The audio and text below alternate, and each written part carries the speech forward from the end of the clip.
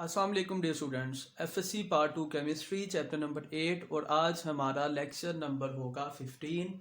Students, आज हम remaining reactions of alkenes की बात करेंगे। इससे प्रीवियस 2 लेक्चर्स में भी हमने केमिकल रिएक्शंस ऑफ अल्कीन्स को ही स्टडी किया। सबसे पहले हमने एडिशन रिएक्शंस की बात की, नंबर 2 पे हमने ऑक्सीडेशन रिएक्शंस की बात की। स्टूडेंट्स, आज जो हमने chemical reaction of alkyne start करना है, it is very much important for examination point of view. और इस केमिकल रिएक्शन का नाम होता है ओजोनोलाइसिस।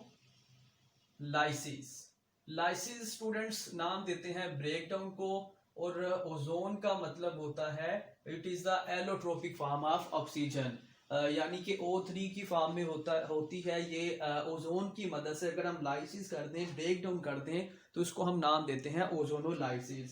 अच्छा जी, लाइसिस हमने किसकी कर दी है? हमारे पास again first member of alkene की ही बात हम करें, जो कि हमारे पास है CH2 डबल बॉन्ड CH2, जिसका नाम होता है इथीन।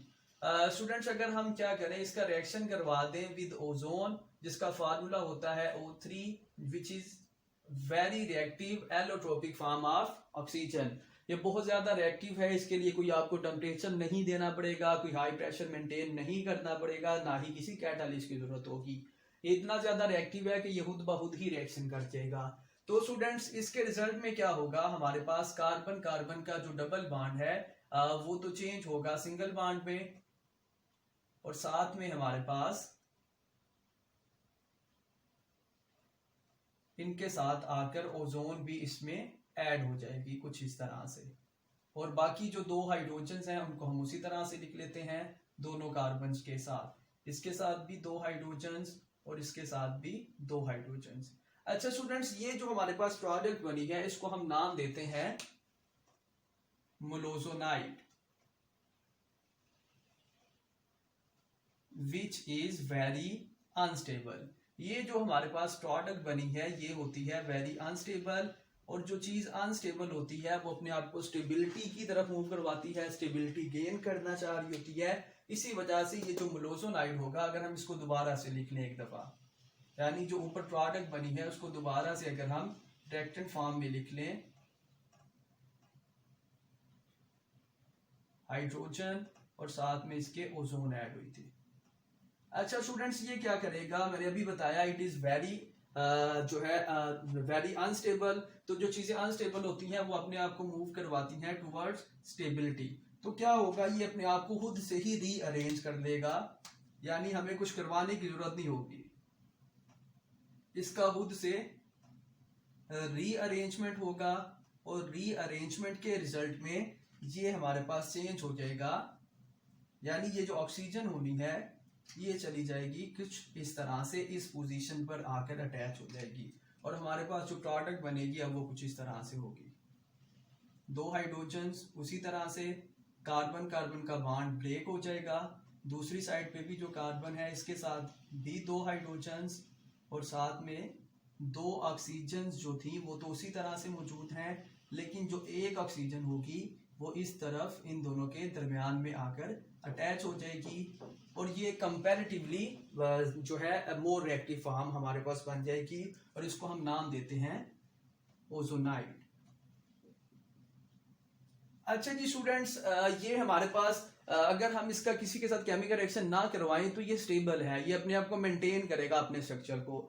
लेकिन अगर हम क्या करें, ये जो हमारे पास ओजोनाइड बना है, इस ओजोनाइड का हम रिएक्शन करवा दें with zinc metal in the presence of aqua solution, तो ये हमारे पास एट द एंड जाके कार्बोनाइल कंपाउंड में चेंज हो जाएगा। किस तरह से, इसको हम देखते हैं। अगेन ये जो हमारे पास प्रोडक्ट बनी है, इसको हम दोबारा से अगर लिख लें,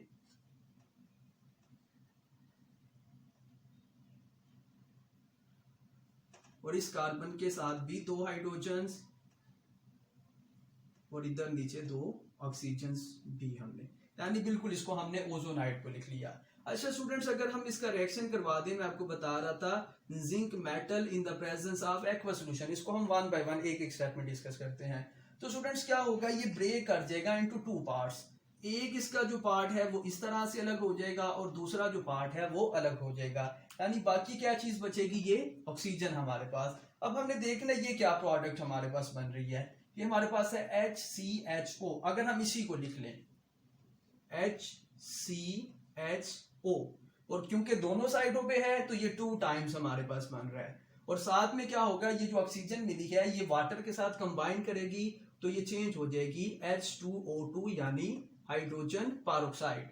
अच्छा स्टूडेंट्स, यही जो हमारे पास प्रोडक्ट बनी है इसको अगर हम स्ट्रक्चरल फॉर्म में लिखना चाहें तो इसकी स्ट्रक्चरल फॉर्म कुछ इस तरह से होगी, कार्बन डबल बॉन्ड ऑक्सीजन और दोनों साइडों पे हाइड्रोजन। स्टूडेंट्स ये हम पहले भी पढ़ चुके हैं जब हमने Clemmensen and Wolff Kishner reduction को डिस्कस किया था इन द प्रीवियस लेक्चर्स। अगर आपको नहीं याद तो आप प्रीवियस वीडियो को देख के उसको दोबारा से समझ सकते हैं। अच्छा उधर भी मैंने बताया था कार्बन डबल बॉन्ड ऑक्सीजन जो होती है this is the carbonyl functional group, और ये एल्डिहाइड के अंदर भी होता है और कीटोन के अंदर भी होता है। लेकिन अगर कार्बोनाइल की दोनों साइडों पे या कम से कम एक साइड पे हाइड्रोजन होगी तो ये हमारे पास एल्डिहाइड होगा। अगर दोनों साइडों पे कार्बन या अल्काइल ग्रुप है तो ये कीटोन हो जाएगी। इन सिंपल हमारे पास अल्कीन थी, हमने इसकी ओजोनोलाइसिस करवा दी तो ये हमारे पास मिलोजोनाइड बन गया विच वाज वेरी अनस्टेबल। इसने अपने आप को खुद से रीअरेंज किया और ये चेंज हो गया ओजोनाइड। अच्छा उसके बाद इसका वाटर के साथ रिएक्शन हुआ तो ये चेंज हो गया कार्बोनाइल कंपाउंड में, और साथ में हमारे पास हाइड्रोजन पेरोक्साइड। अब ये जो हाइड्रोजन पेरोक्साइड है इसका अगर हम, क्योंकि हमने कहा था zinc metal in the presence of aqueous solution, तो जिंक मेटल भी मौजूद है तो ये चेंज हो जाएगा जिंक ऑक्साइड, और प्लस हमारे पास अगेन वाटर मॉलिक्यूल आ जाएगा। सो स्टूडेंट्स ये हमारे पास कंप्लीट रिएक्शन है। ये दो तरह से आ सकता है, एक्सप्लेन ओजोनोलाइसिस ऑफ अल्कीन, या फिर इस तरह से भी आ सकता है how alkene is converted into carbonyl compound, जो कि हमारे पास इस केस में बना है एल्डिहाइड। अच्छा उसके बाद लास्ट वन अगर हम बात करें तो ये जो हमारे पास ओजोनोलाइसिस केमिकल रिएक्शन है ये असल में यूज होता है for the position of double bond, यानी जिस जगह पे डबल बॉन्ड होगा उसी जगह पे जाके ओजोन ऐड होगी। अगर हमने किसी केमिकल कंपाउंड में डबल बॉन्ड की पोजीशन को लोकेट करना हो तो उसकी हम ओजोनोलाइसिस करवा देंगे। अच्छा जी नेक्स्ट अगर हम बात करें तो ये हमारे पास रिएक्शन होता है, इसका नाम होता है कंबस्शन रिएक्शन। ये बड़ा सिंपल है जी, मैं आपको पहले भी बता चुका हूं, जब भी हाइड्रोकार्बन्स की कंबस्शन होगी तो दो ही प्रोडक्ट बनेगी, कार्बन डाइऑक्साइड वाटर, और साथ में एक्सोथर्मिक रिएक्शन है तो हीट भी इवॉल्व होगी। लेकिन अगर इनकम्प्लीट कंबस्शन होगी तो कार्बन डाइऑक्साइड की जगह पे कार्बन मोनोऑक्साइड बनेगी और प्लस कार्बन ब्लैक भी इसमें बनेगा। सो स्टूडेंट्स इसके लिए अगेन अगर हम लिख लें हमारे पास है C2H4 जो कि मॉलिक्यूलर फार्मूला है असल में अल्कीन का ही, तो इसकी अगर हम कंबस्शन करवा दें तो ये हमारे पास बना देगा वाटर प्लस कार्बन डाइऑक्साइड और साथ में हमारे पास ये जो होगा इसको बैलेंस करने के लिए 2 मॉलिक्यूल्स, और साथ में क्योंकि मैं बता रहा हूँ एक्सोथर्मिक रिएक्शन है तो हीट भी इवॉल्व होगी। सो स्टूडेंट्स ओजोनोलाइसिस को हमने स्टडी कर दिया, कंबस्शन को हमने स्टडी कर दिया। Next another very important short question, हमारे पास ऑक्सीडेशन रिएक्शंस भी कंप्लीट हो गए और हमारे पास एडिशन रिएक्शंस भी कंप्लीट हो गए। अब हमारे पास एक थर्ड कैटेगरी है जिसको हम नाम देते हैं पॉलीमराइजेशन रिएक्शंस ऑफ अल्कीन्स। अच्छा स्टूडेंट सबसे पहले तो हमने समझना है पॉलीमराइजेशन हम किसे कह रहे हैं। अच्छा जी इसको समझने के लिए बड़ी सिंपल सी एग्जांपल है। स्टूडेंट्स ये जो हमारे सामने दीवार है, इस दीवार के अंदर जो एक ईंट है उसको हम नाम दे देते हैं एक मोनोमर का।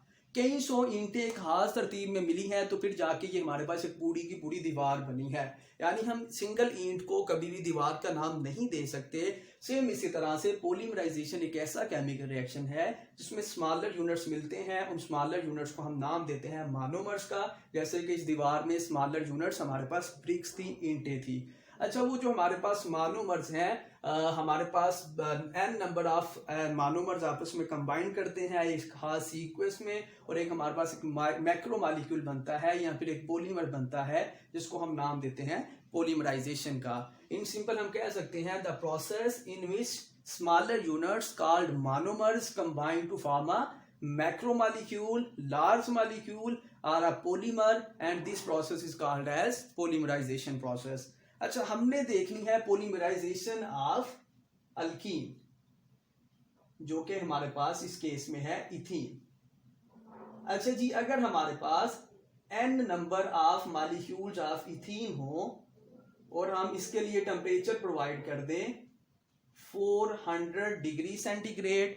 नंबर सेकंड, अगर हम टेम्परेचर की बात करें तो टेम्परेचर हमारे पास होगा 100 डिग्री सेंटीग्रेड। और अगर हम कैटालिस्ट की बात करें तो हमने इसमें यूज करना है ट्रेसेस ऑफ ऑक्सीजन, यानी कि वेरी लिटल अमाउंट, और ये जस्ट हमारे पास होती है 0.1% ऑक्सीजन हमने यूज करनी है। अच्छा जी, इन कंडीशंस में हमारे पास क्या होगा, इथीन का जो एक मोनोमर है ये आपस में कंबाइन करेंगे इन अ स्ट्रेट लाइन, और कंबाइन करते करते ये लार्ज मॉलिक्यूल में चेंज हो जाएंगे। इसके बाहर हम n लिख देंगे। इसका मतलब ये होगा कि ये इस एक सीक्वेंस में आगे आगे रिपीट होता जा रहा है एक स्ट्रेट लाइन में। और ये जो हमारे पास पॉलीमर बन रहा है इसको हम नाम देते हैं पॉलीथीन।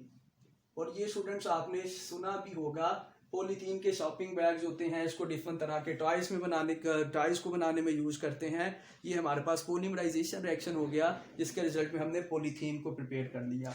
अच्छा, इसके अलावा अगर हम देखना चाहें for MCQs point of view तो अदर कैटालिस्ट भी हम यूज कर सकते हैं for the polymerisation of ethene. और अगर हम ज्यादा अच्छी क्वालिटी का, बल्कि इन कैटालिस्ट की मौजूदगी में ज्यादा अच्छी क्वालिटी की पॉलीथीन बना सकते हैं। अच्छा जी, दो तरह के कैटालिस्ट हैं, मैं बता रहा हूँ, एमसीक्यूज पॉइंट ऑफ व्यू से इंपॉर्टेंट है। हम दो कैटालिस्ट को यूज कर सकते हैं। एक हमारे पास है एल्यूमिनियम C2H5 थ्राइस, यानी कि C2H5 हमें पता है ये हमारे पास इथाइल ग्रुप है, तो 3 टाइम्स है तो इसके लिए हम ट्राई का वर्ड यूज करेंगे। ये हमारे पास हो सकता है एल्यूमिनियम ट्राइथाइल, या फिर हम यूज कर सकते हैं टाइटेनियम टेट्राक्लोराइड। सो स्टूडेंट्स, ये एमसीक्यूज पॉइंट ऑफ व्यू से भी आपने इसको ध्यान में रखना है। Students, chemical reactions of alkenes complete हो गए। लास्ट वन हमारे पास होगा, ये भी अलग से शॉर्ट क्वेश्चन भी है, what are the uses of ethene.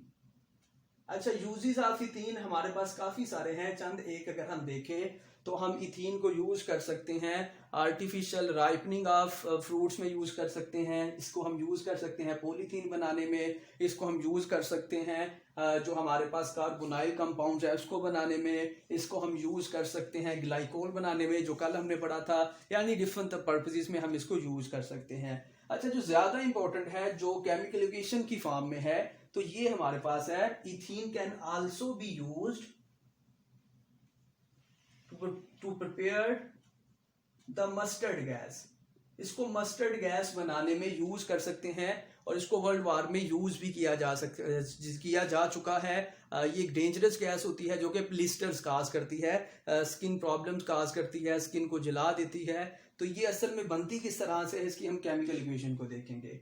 तो ये हमारे पास होगी, if we have 2 molecules of ethene CH2 double bond CH2, और इसका अगर हम रिएक्शन करवा दें विद सल्फर क्लोराइड Cl2 तो ये हमारे पास चेंज हो जाएगी